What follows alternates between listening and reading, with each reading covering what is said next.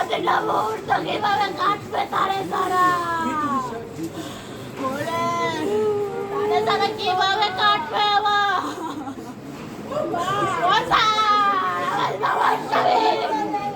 আমার স্বামী ঠিক মতো ডিউটি করছে, আমার স্বামী ঠিক মতো ডিউটি করছে, যে কোনো ভাগিবাজি না। খুলনায় আন্দোলনকারীদের সঙ্গে সংঘর্ষে নিহত পুলিশ কনস্টেবল সুমন কুমার ঘরামের মরদেহ পরিবারের কাছে হস্তান্তর করা হয়েছে। শনিবার বিকেলে ময়নাতদন্ত শেষে মরদেহ খুলনা মেট্রোপলিটন পুলিশ লাইনসে নেওয়া হয়। সেখানে সুমনের পরিবারের সদস্যদের আর্তনাদ ও আহাজারিতে শোকাবহ পরিবেশের সৃষ্টি হয়।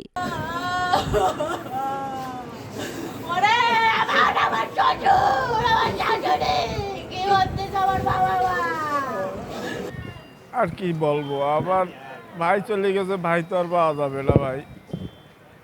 পরে সুমনের মরদেহে ফুলেল শুভেচ্ছা জানানো হয়। এরপর পুলিশ লাইনসে গার্ড অফ অনার শেষে পরিবারের কাছে হস্তান্তর করা হলে তারা মরদেহ নিয়ে কচুয়ায় রওনা হয়। সেখানেই তার শেষকৃত্য সম্পূর্ণ হবে।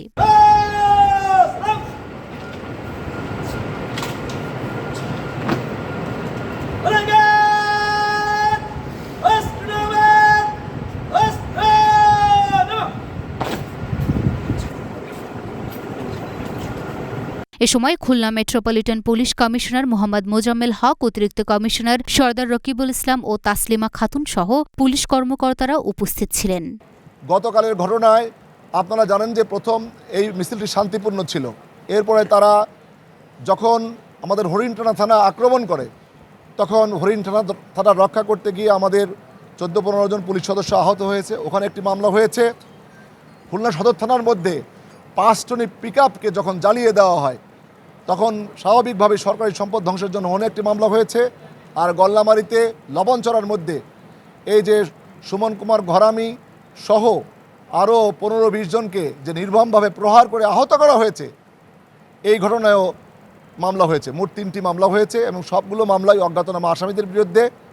আমরা দ্ব্যর্থহীন কণ্ঠে বলতে চাই, এখানে যারা ছাত্ররা আন্দোলন করেছে তাদের সেন্টিমেন্টের সাথে আমরা কিন্তু ছিলাম বলেই তাদেরকে আমরা কিন্তু কোনো প্রাণঘাতী অস্ত্র ব্যবহার করিনি। কিন্তু ছাত্রদের আড়ালে যেসব মুখোশধারী পুলিশকে হত্যা করেছে, পুলিশকে আহত করেছে, সরকারি সম্পদ ধ্বংস করেছে, তাদেরকে গ্রেপ্তার করা আমাদের রাষ্ট্রীয় দায়িত্ব। এ দায়িত্ব নিশ্চয়ই আমরা পালন করব। এর আগে শুক্রবার সন্ধ্যায় সংঘর্ষ চলাকালে আন্দোলনকারীদের পিটুনিতে সুমন কুমার ঘরামে নিহত হন। তার বাড়ি বাগেরহাট জেলার কচুয়া উপজেলায়। স্ত্রী ও মেয়েকে নিয়ে ভাড়া থাকতেন নগরীর বয়রা এলাকায়। তিনি খুলনা মেট্রোপলিটন পুলিশের সোনাডাঙ্গা জোনের সহকারী কমিশনার সৌমেন বিশ্বাসের দেহরক্ষী ছিলেন। লুনা আফরোজ নিপা, ঢাকা পোস্ট।